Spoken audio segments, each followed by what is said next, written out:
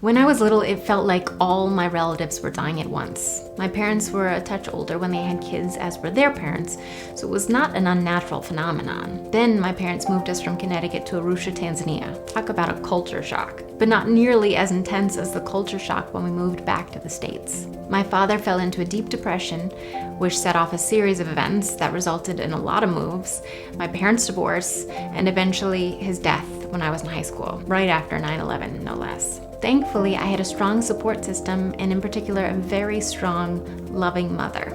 And things have gone far more smoothly ever since. Now, while my childhood story sounds intense, I know others have faced far more disruption in their lives. Drama or tragedy, all at once. It's crazy, right? Massive changes happening one after another, all in one cluster.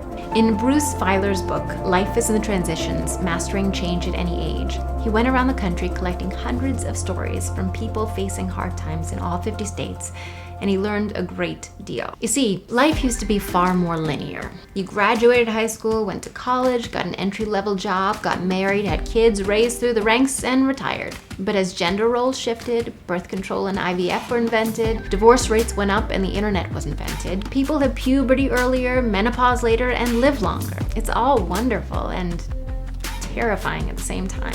So it's no wonder that our storylines have more bumps. A lot more bumps. Disruptors is what Feiler calls them. These are the moments of transition in our lives, whether voluntary or involuntary.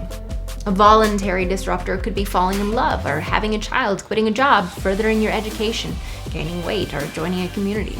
Involuntary could be caring for a sick family member, being discriminated against, getting into an accident, having to face a natural disaster. But these disruptors rarely appear alone. Suddenly, another and another and another happen, and you're faced with what Feiler calls a lifequake. Disruptors can turn into lifequakes for all kinds of reasons, but these are moments of particular vulnerability, frustration, or exhaustion. Sometimes it's the last straw, the very last disruptor in a series of disruptors. It prompts massive life change in response. And just like an earthquake, there will be aftershocks. But unlike an earthquake, as Feiler explains, the aftershocks can last up to 5 years. But in order to make the full transition to this next phase, you'll have to employ a number of tools to help with the reorientation. The tools in this healing process, in no particular order, as defined by Feiler: accept it. One of the hardest parts about facing a tragedy is the loss of control. When you can separate what's outside of your control from what you can control, you can start to repair and move on. Shed what doesn't serve you anymore by giving up old mindsets.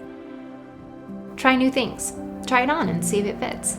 This time in your life should be a period of creativity and adventure. As you rediscover and recreate who you are, explore your options. Seek wisdom from others.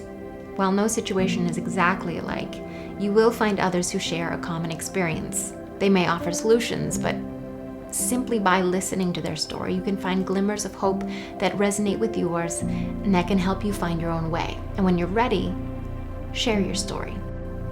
You'll find enormous gratification in helping others through sharing your story. Oftentimes, when we're struggling in life, we feel a sense of loss of identity. Through the process of writing our own story, we're able to reorient the meaning in our lives, assembling the broken pieces to resurrect the hero. Look for the meaning in your life.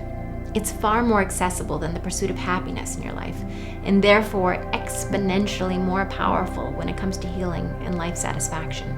Commit to a new plan and begin. It's not an overnight transition, but it's the first step in your new life.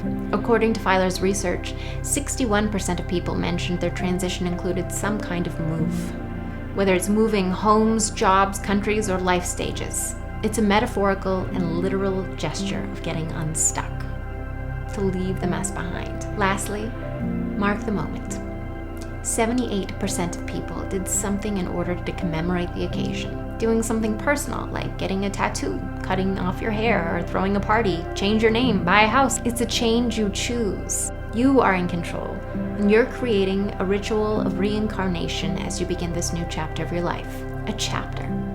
You're not diving into a completely different book. And there'll be more chapters, of course, which wind and twirl and tangle and divert from your original plan.